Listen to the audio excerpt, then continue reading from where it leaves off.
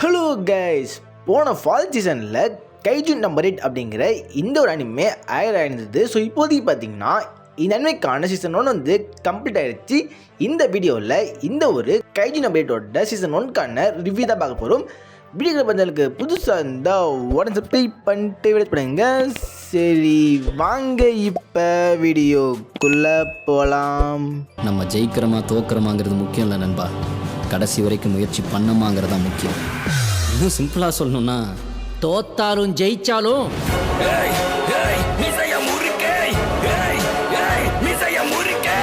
இந்த அனிமேவோட பிளாட் என்னன்னு பார்த்தீங்கன்னா, ஜப்பான் ஃபுல்லாக ஏகப்பட்ட கைஜூஸ் அதிகமாக இருக்குது. கைஜூஸ்னால் ஜஸ்ட் வந்து மான்ஸ்டர் தான்.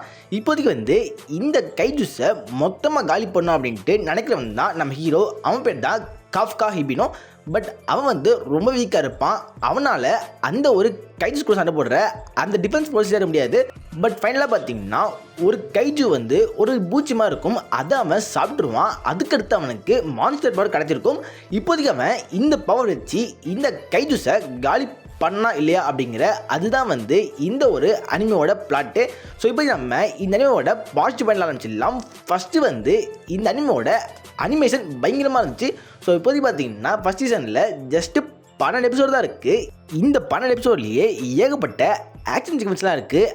அந்த ஆக்ஷன் எல்லாமே குறைய இல்லாமல் அனிமேஷனில் பக்காவாக பண்ணியிருந்தாங்க. ரொம்ப நாள் கழிச்சு ஒரு பக்காவான ஷோன் அனிமே பார்த்த ஃபீலிங்கை வந்து இந்த ஒரு கைஜு நம்பர் 8 கொடுத்துருந்தது. அதாவது பார்த்தீங்கன்னா ஷோன் அனிமேல என்னென்ன இருக்குமோ அது எல்லாத்தையும் பார்த்தீங்கன்னா சூப்பராக காமிச்சிருந்தாங்க. பட் ஒரே ஒன்றா மாறும். அதாவது வழக்கமான ஷோன் அனிமேன்னு பார்த்தீங்கன்னா அதில் வந்து ஹீரோ டீனேஜராக இருப்பான். பட் இந்த அனிமேல இருக்க ஹீரோவுக்கு ஒரு 32 வயசு மிடில் ஏஜ்மெண்ட் அப்படிங்கிற மாதிரி தான் காமிச்சிருப்பாங்க. கிண்டாம் அனிமேக்கு அப்புறமா இந்த அளவுக்கு வந்து ஒரு வயசான கேரக்டரை மெயின் கேரக்டரை வச்சு நான் பார்த்த அனிமேவா இதுதான் இருக்குது. ஸோ அந்த மாதிரி பார்த்தீங்கன்னா ஒரு வயசான மெயின் கேரக்டர், பட் இருந்தாலும் ஆக்ஷன் அது இதுன்ட்டு எல்லாமே பக்காவாக இருந்தது. இந்த மெயின் கேரக்டர் பார்த்தீங்கன்னா கொஞ்சம் பவராக இருந்திருப்பார். அதாவது வந்து அந்த பவராக இருக்க மான்ஸ்டர் எல்லாருமே வந்து இவங்க பேர் வைப்பாங்க 1 2 3 அப்படின்ட்டு பேர் வச்சு இருந்திருப்பாங்க. ஸோ அந்த மாதிரி ஒரு பவரான மான்ஸ்டர் இருக்கிறதுனால இவருக்கு கைஜு நம்பர் 8 அப்படிங்கிற இந்த ஒரு பேர் வைக்கிறாங்க.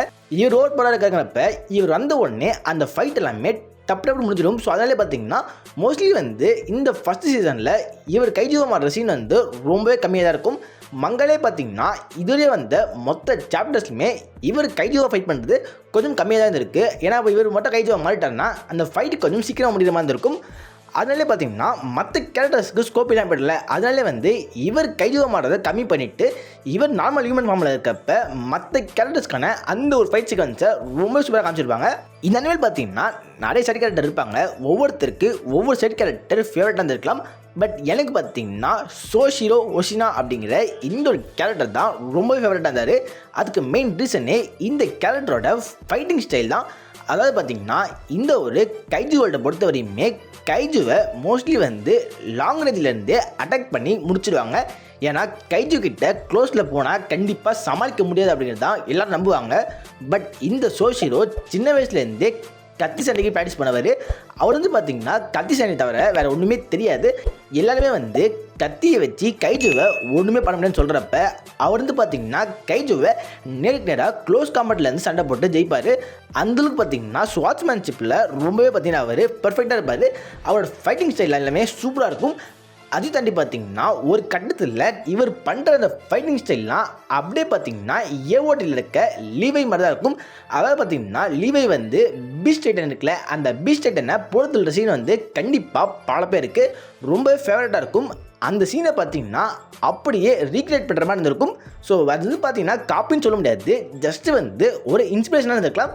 பட் இந்த கேரக்டரோட ஃபைட்டிங் ஸ்டைல் எனக்கு ரொம்பவே பிடிச்சிருந்தது. அதே மாதிரி நிறைய கேரக்டர்ஸ் இருக்காங்க, எல்லா கேரக்டரையுமே பக்காவாக காமிச்சிருப்பாங்க. இன்னொரு விஷயம், இந்த அனிமே வந்தோடனே பல பேர் பார்த்தீங்கன்னா இந்த அனிமேவை அடுத்த அட்டாக் ஆன் டைட்டன் அப்படின்னு சொன்னாங்க. பட் அட்டாக் ஆன் டைட்டனுக்கும் இந்த அனிமேவுக்கும் சம்மந்தமே இல்லை. ஜஸ்ட்டு பார்த்தீங்கன்னா அட்டாக் ஆன் டைட்டனில் டைட்டன்ஸ் இருப்பாங்க, இந்த அனிமேல கைஜூஸ் இருப்பாங்க. அட்டாக் ஆன் டைட்டனில் நிறைய பேர் டைட்டன்ஸாக மாறுவாங்க, அதாவது மனுஷங்க டைட்டன்ஸாக மாறுவாங்க. அதே மாதிரி தான் பார்த்தீங்கன்னா இந்த அனிமேலையுமே நம்ம ஹீரோ மட்டும் ஹியூமனாக இருந்து கைஜுவாக மாறுவார். பட் இந்த ரெண்டே மேட்டர் வச்சு இதுவும் ஏஓடியும் ஒன்றுன்னு சொல்லவே முடியாது. ஏன்னா ஏஓடியோட ஃபுல் ஸ்டோரி பார்த்தீங்கன்னா ஜஸ்ட்டு வந்து டைட்டன்ஸை காலிப்படுறதுல ஃபுல்லாகவே பார்த்தீங்கன்னா ரேசிசம் அப்படி இப்படின்ட்டு நிறைய ஸ்டோரி வந்து ஏஓடியில் இருக்குது. பட் கைஜூன் அப்டேட் பொறுத்தவரையும் ஃபுல்லாகவே பார்த்தீங்கன்னா இந்த ஒரு கைஜூஸை காலி பண்ணுறது மட்டும் தான் ஸ்டோரியாக போயிட்டு இருக்கு. இந்த அனிமிக்கான சீசன் உங்களுக்கு பிடிச்சிருந்தா அப்படியே வந்து மங்கா கூட ட்ரை பண்ணி பாருங்க. மங்காவும் பக்காவாக இருக்குது. இப்போதே பார்த்தீங்கன்னா மொத்தமாக 109 சாப்டர் இருக்குது. நீங்கள் படிக்க ஆரம்பித்தா ஜஸ்ட் 2 நாளில் படித்து முடிச்சிடலாம். உண்மையிலேயே ரொம்பவே சூப்பராக இருந்தது.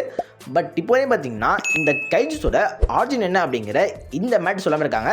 இந்த அனிமேவில் எனக்கு தோணுன ஒரே ஒரு நெகட்டிவ் என்னன்னு பார்த்தீங்கன்னா இந்த அனிமேல இருக்க இந்த ஒரு வில்லன் தான் இந்த சீசன் 1லேயே வந்து கைஜு நம்பர் 9 அப்படிங்கிற இந்த ஒரு கைஜுவை காமிச்சிருப்பாங்க. இந்த கைஜு தான் பார்த்தீங்கன்னா இந்த சீரீஸ்க்கு ஒரு வில்லனாக இருக்குது. இந்த கைஜு அவங்க எவ்வளோ பவராக வந்து காமிச்சாலும் ஸ்டார்டிங்லேயே வந்து இந்த கைஜுவை அடித்து ஓட விட்ருவாங்க. ஸோ அதனால பார்த்தீங்கன்னா இந்த கைஜுவை காட்டுறப்ப இவன் ஸ்டார்டிங் ஐடியா தானே அப்படிங்கிற அந்த ஒரு ஃபீலிங் வருது. அதாவது இந்த சீசன் ஸ்டார்டிங்லேயே பார்த்தீங்கன்னா இந்த கைஜு அவங்க அடித்து ஓட விட்ருவாங்க. அதுக்கடுத்து இந்த கைஜு வந்து திரும்ப திரும்ப வந்துக்கிட்டே இருக்கும். ஸோ இப்படியே பார்த்தீங்கன்னா மங்காவில் இந்த கைஜுவை தான் அவங்க ஒரு மெயின் வில்லனாக காட்டுறாங்க. பட் இந்த கைஜு அவங்க ஸ்டார்டிங்லேயே அடித்து ஓட விட்டதுனால இந்த கைஜு மேலே அந்தளவுக்கு பெருசாக பயம்லாம் வரல. ஸோ அதான் பார்த்தீங்கன்னா ஒரு நெகட்டிவாக ஃபீல் ஆகுது. மற்றபடி வந்து இந்த அனிமே ஒரு தரமான அனிமே. எனக்கு தெரிஞ்ச வரைக்குமே 2024 நான் வந்து பார்த்ததுலேயே ஒரு பெஸ்ட்டு அனிமேனா அது இந்த அனிமே தான். ஸோ பல பேருக்கு இது பெஸ்ட்டாக ஃபீலாக இருக்கலாம். இந்த அனிமேக்குன்னா கண்டிப்பாக 10 out of 10 தருவேன். இந்த அனிமே நீங்கள் பார்த்துருந்தா 10 out of 10 கொடுப்பீங்க அப்படிங்கிற அந்த மேட்டரை கீழே கமெண்ட்டில் போடுங்க. அதே தாண்டி உங்களுக்கு ஒரு பக்கமான ஷோன் அனிமே பார்க்கணும்னு தோணுச்சுன்னா இந்த ஒரு கைஜூன் அப்டேட் பாருங்கள். இந்த வீடியோவில் தான் வீடியோ லைக் பண்ணுங்கள், உங்கள் ஃப்ரெண்ட்ஸாக ஷேர் பண்ணுங்கள், நம்ம சேனலில் மறக்காமல் சப்ஸ்கிரைப் பண்ணுங்கள். Okay, goodbye. Yeah.